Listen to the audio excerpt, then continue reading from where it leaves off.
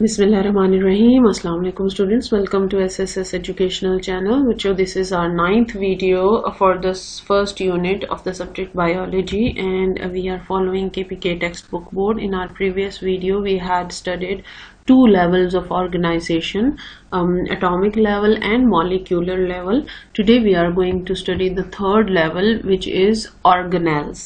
آج ہم اپنا تھرڈ لیول آف آرگنائزیشن پڑھنے لگے ہیں کہ آرگنلز کیا ہوتے ہیں اور یہ کیسے مختلف ہیں اپنے سے پچھلے اور اپنے سے بعد میں آنے والے لیول سے. Different bio molecules combine together in a specific manner and form subcellular structures called organelles. مختلف بایو مالیکولز جو ہیں وہ آپس میں کمبائن کرتے ہیں ایک اسپیسیفک انداز میں، ایک مخصوص انداز میں، اور سب سیلولر اسٹرکچر بناتے ہیں. سب سیلولر کا مطلب ہے کہ وہ سیل سے چھوٹے ہوتے ہیں، سیل کے مختلف حصے ہوتے ہیں. آرگنلز ایک سیل کے اندر مختلف آرگنلز موجود ہوتے ہیں. ٹھیک ہے، تو سب سیلولر کا مطلب یہ ہے کہ وہ سیل سے چھوٹے ہیں، سیل کے حصے ہیں. ان کو ہم آرگنلز کہتے ہیں. ان کے بارے میں آپ نے پچھلی کلاسز میں پڑھا بھی ہے، جیسے مائٹوکونڈریا، کلوروپلاسٹ، رائبوزومز. یہ سب کیا ہیں؟ یہ آرگنلز ہیں. ان کے مخصوص فنکشنز ہوتے ہیں. ہر سیل کے اندر مختلف مائٹوکونڈریا بھی موجود ہوتے ہیں، کلوروپلاسٹ بھی موجود ہوتا ہے اور رائبوزومز بھی، اور یہ مختلف فنکشن کرتے ہیں. جس طرح ہمارے جسم کے اندر سرکولیٹری سسٹم کا کام یہ ہے کہ وہ خون کی گردش کو جاری رکھے، یا دل کا کام یہ ہے کہ وہ ہارٹ کو، خون کو پمپ کرے، تو اسی طرح آرگنلز کے ذمے بھی مختلف ڈیوٹی ہوتی ہے اور وہ اپنی ڈیوٹی پرفارم کرتے ہیں. Each organelle performs a particular function. For example mitochondria provide energy to the cell and ribosomes prepare protein. اب یہاں پر دو آرگنلز کا فنکشن آپ کو بتا دیا کہ مائٹوکونڈریا، اسی لیے مائٹوکونڈریا کو power houses of the cell بھی کہتے ہیں کہ ان کا کام یہ ہوتا ہے کہ یہ انرجی سپلائی کریں. یہ جسم کے سیلز کے اندر مائٹوکونڈریا موجود ہوتے ہیں اور یہ انرجی سپلائی کرتے ہیں. اور رائبوزومز کا کام یہ ہوتا ہے کہ وہ پروٹینز بناتے ہیں. تھرڈ لیول آف آرگنائزیشن کیا ہے؟ آرگنلز ہیں، اور یہ سب سیلولر اسٹرکچرز ہیں. مختلف بایو مالیکولز کے ملنے سے سب سیلولر اسٹرکچرز بنتے ہیں جن کو ہم آرگنلز کہتے ہیں، اور یہ مخصوص فنکشن پرفارم کرتے ہیں. فار ایگزامپل مائٹوکونڈریا انرجی بناتا ہے اور رائبوزومز پروٹین بناتے ہیں. لیول 4 پر آ جائیے. Level 4 cell. Cell is the basic structure and functional unit of an organism. اب سیل ایک basic unit of an organism ہے. اسٹرکچرل اینڈ فنکشنل یونٹ کا مطلب یہ ہے کہ اسٹرکچر کے حساب سے بھی سیل پورے کا پورا ایک کمپلیٹ یونٹ ہوتا ہے. اس کے اندر وہ سارے کام ہوتے ہیں جنہوں نے مل کر پھر کوئی بڑا آرگنیزم بنانا ہوتا ہے، اور اسی طرح فنکشن کے حساب سے بھی وہ ایک پورا یونٹ ہے. It consists of many organelles such as Golgi bodies, mitochondria, lysosomes etcetera which perform different specific functions inside the cell. مختلف آرگنلز مل کر ایک سیل بناتے ہیں، اور ایک سیل کے اندر کافی سارے آرگنلز ہوتے ہیں. مثال کے طور پر Golgi bodies, mitochondria, lysosomes, ribosomes, chloroplast etcetera.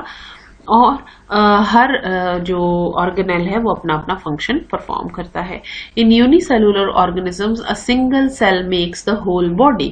اچھا، اب یہاں پر یہ بات سمجھ لیجئے کہ جب ہم یونی سیلولر آرگنزم کہتے ہیں تو یونی سیلولر آرگنزم میں ایک ہی سیل ہوتا ہے، تو وہ اسی لیے ان کو یونی سیلولر کہا جاتا ہے.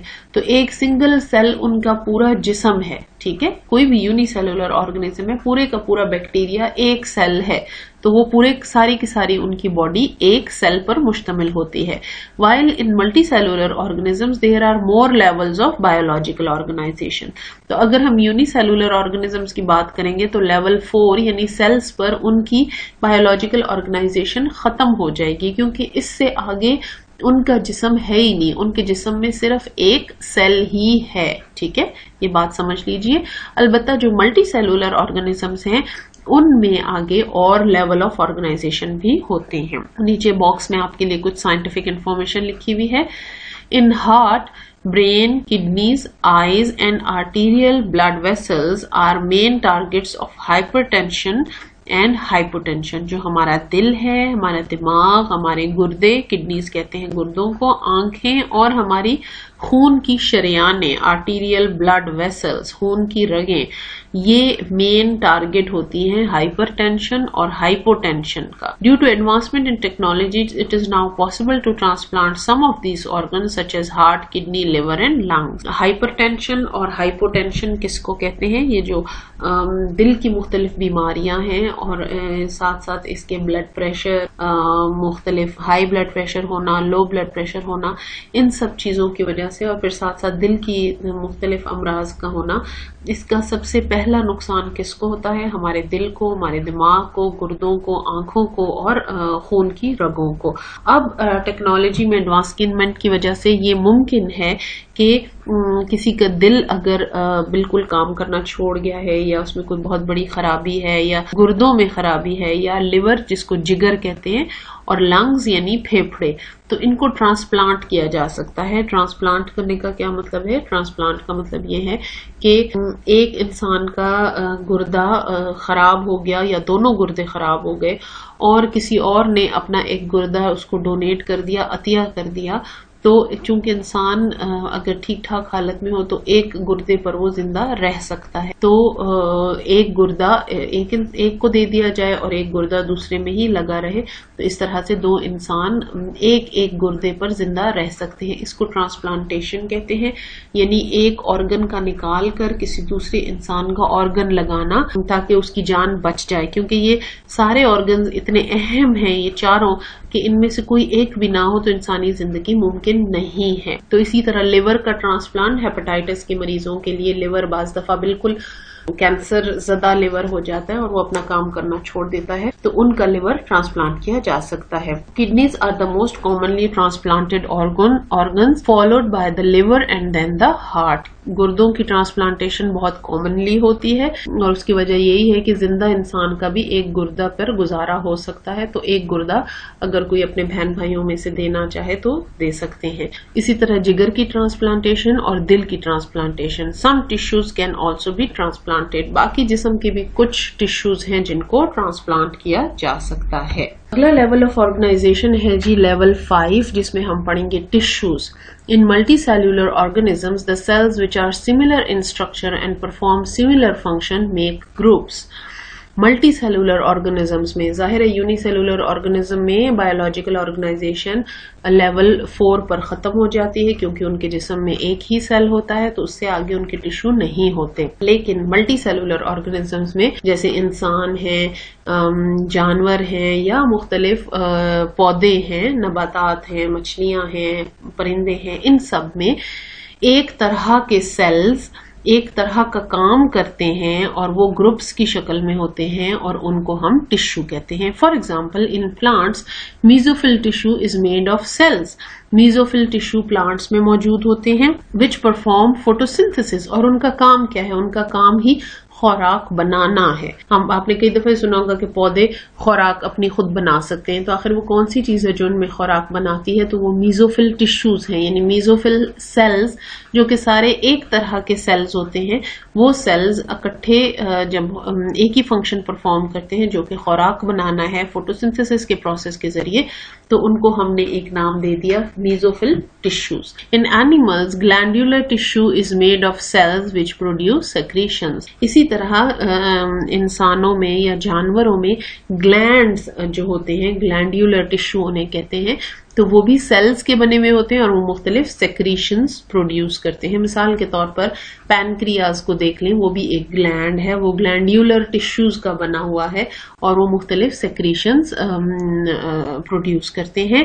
اگر آپ ٹشو کی بات کریں تو ہمارے جو ناخن ہیں وہ بھی ایک ٹشو ہیں. اسی طرح جو ہماری سکن، پورے کے پورے جسم پر جو سکن ہے اس کا ایک ہی فنکشن ہے کہ سکن اپنے سے نیچے والے گوشت کو پروٹیکٹ کرتی ہے، اور اس میں سے پسینہ بھی نکلتا ہے جس سے مختلف گندے مادے نکلتے ہیں جسم سے، یا اس کے اوپر چھوٹے بال ہوتے ہیں تاکہ وہ جسم کی حفاظت کرے.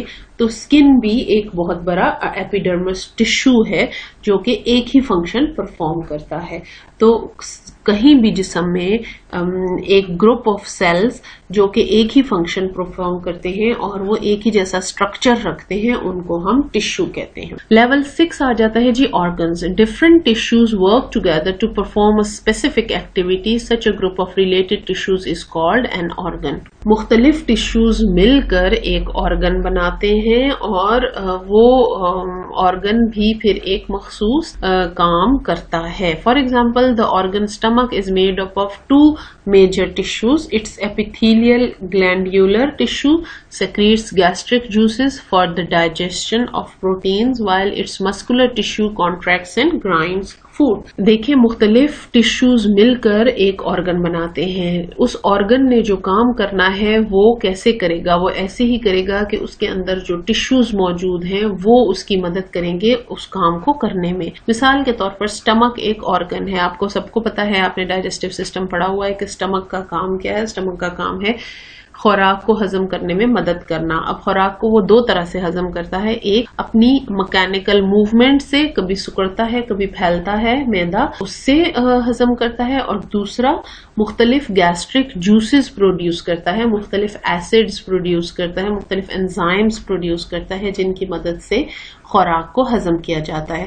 تو یہ دو کام ہو گئے. اس کے لیے ضروری ہے کہ اسٹمک کے اندر دو قسم کے ٹیشو ہوں. ایک گلینڈیولر ایپیتھیلیل گلینڈیولر ٹیشوز، ایپیتھیلیل گلینڈیولر ٹیشوز ہوتے ہیں جو کہ جوسز پروڈیوس کرتے ہیں، اور دوسرے مسکولر ٹیشوز بھی اسٹمک کے اندر موجود ہوتے ہیں جو کہ سکڑتے ہیں اور پھیلتے ہیں اور فوڈ کو گرائنڈ کرتے ہیں، یعنی چھوٹے چھوٹے ٹکڑوں میں تبدیل کر دیتے ہیں. تو یہ بات آپ کو سمجھ جانی چاہیے کہ جو بھی کسی آرگن کا رول ہے جو اس کو اسائن کیا گیا ہے جسم میں کہ آپ نے یہ کام کرنا ہے، وہ کام وہ تبھی کر سکتا ہے جب ٹیشوز، جن ٹیشوز سے وہ بنا ہوا ہے، وہ اس کی مدد کریں یہ کام کرنے میں.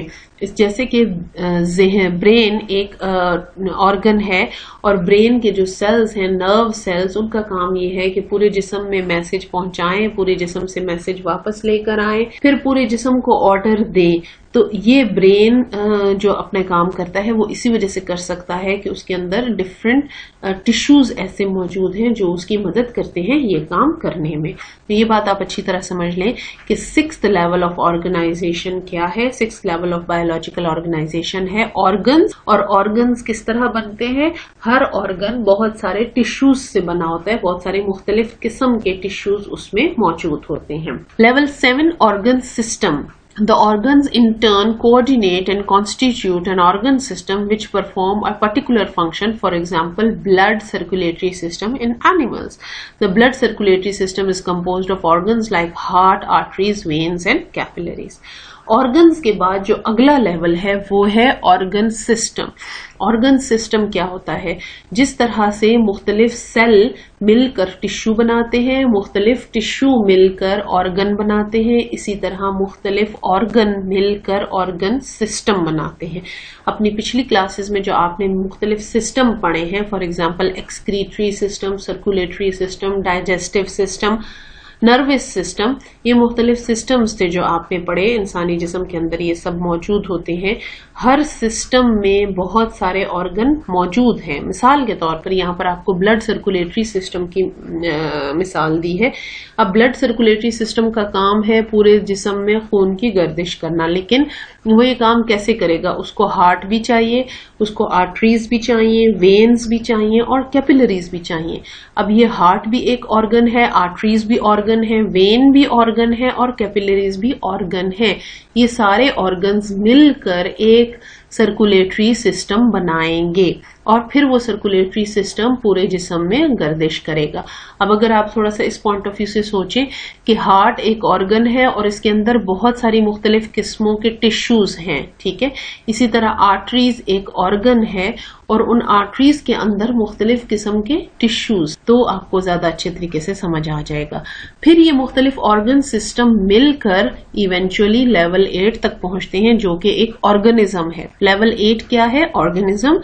Different organ systems then collectively form a whole organism. In case of man, different organ systems such as blood circulatory system, respiratory system, digestive system, etc. work in coordination. Similarly, in plants, roots and shoot system constitute plant body. اب ان سارے organ systems کا اصل مقصد کیا ہے؟ ان سارے organ systems کا اصل مقصد یہ ہے کہ ایک انسان یا ایک جانور یا ایک پودا، کوئی بھی ایک آرگنزم ہے، اس کے سارے کام صحیح طریقے سے ہو سکے. اگر وہ بات کرنا چاہ رہا ہے تو سارے آرگنز مل کر اس کی ہیلپ کریں اور وہ بات کرے. اگر اس نے کچھ کھایا ہے تو وہ خوراک اچھی طرح سے ڈائجسٹ ہو جائے اور جسم کا حصہ بن جائے. اس طرح سارے جو آرگن سسٹمز ہیں وہ مل کر ایک آرگنزم بناتے ہیں. ایک آرگنزم کے اندر ایک انسان کی ہی مثال لے لیں، اس کے اندر سرکولیٹری سسٹم بھی ہوگا، ڈائجسٹو سسٹم بھی ہوگا خوراک کو ہضم کرنے کے لیے،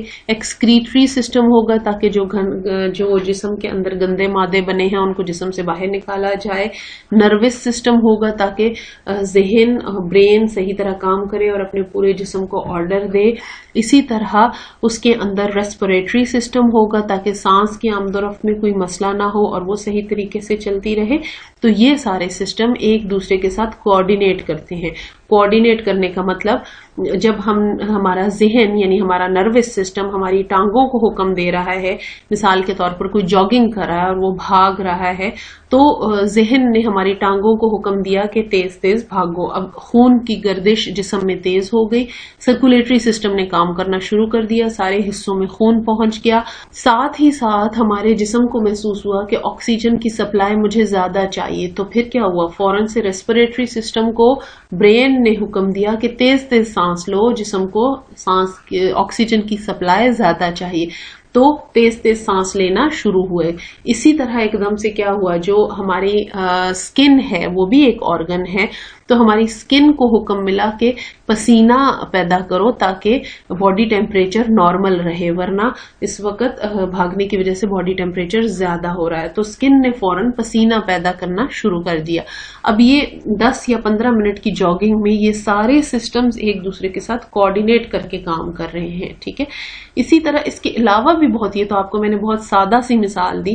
ہماری آنکھیں دیکھنا شروع ہو گئی کہ کوئی ٹھوکر نہ لگ جائے، گر نہ جائے. ہماری ٹانگوں کی موومنٹ ایک دوسرے کے ساتھ کوآرڈینیٹڈ ہو گئی. تو کوآرڈینیشن کا بنیادی مطلب یہ ہے کہ ہمارے سارے آرگن سسٹم ایک دوسرے کے ساتھ مل کر کام کر رہے ہیں، ایک دوسرے کے کام میں رکاوٹ نہیں ڈال رہے. یا سرکولیٹری سسٹم، ریسپریٹری سسٹم تیزی سے کام کرنا شروع ہو گیا. کس لیے؟ تاکہ یہ جو ہمارا جاگنگ کا کام ہے یہ اسموتھلی ہو سکے. زندگی کے سارے کام اسی طرح سے ہوتے ہیں کہ آرگن سسٹم ایک دوسرے کے ساتھ کوآرڈینیٹ کر کے کسی بھی آرگنزم میں کام کرتے ہیں. جہاں پر آرگن سسٹم ایک دوسرے کے ساتھ کوآرڈینیٹ کرنا چھوڑ دیتے ہیں تو وہیں پر اسی کو ہم کوئی بیماری کہتے ہیں، یا اس کو ہم پھر کوئی ڈس فنکشن یا کوئی ایسا پرابلم ہے جس کی وجہ سے کسی کا گھٹنا صحیح کام نہیں کر رہا، ٹانگ صحیح کام نہیں کر رہی، پاؤں میں خون نہیں جا رہا، یا اس کا سانس جو ریسپریٹری سسٹم ہے وہ اتنا صحیح کام نہیں کر رہا اور سانس اتنا پھول گیا کہ اس کے لیے آگے چلنا ہی مشکل ہو گیا. بہرحال یہ آج آپ نے 8 سسٹمز آف بایولوجیکل آرگنائزیشن پڑھے. اپنی اگلی ویڈیو میں اسی ٹاپک کو ہم دوبارہ تھوڑا سا ڈیٹیل میں پڑھیں گے، ڈائیگرام کے ساتھ سمجھیں گے کہ یہ سسٹمز کیا ہیں، اور یہ بھی دیکھیں گے کہ کیا اس سے اوپر بھی کوئی higher levels of biological organization ہیں یا نہیں. یہ سارے آپ نے اپنی کاپی میں اچھے طریقے سے لکھنے ہیں. 8 لیولز آف آرگنائزیشن. آپ کی ایکسرسائز میں یہ کوشچن ہے، ڈیٹیلڈ کوشچن ہے کہ what are the levels of biological organization، اور اس کے آنسر میں آپ نے یہ سارے لیولز اپنی کاپی میں نیٹ لکھنے ہیں اور یاد کرنے ہیں.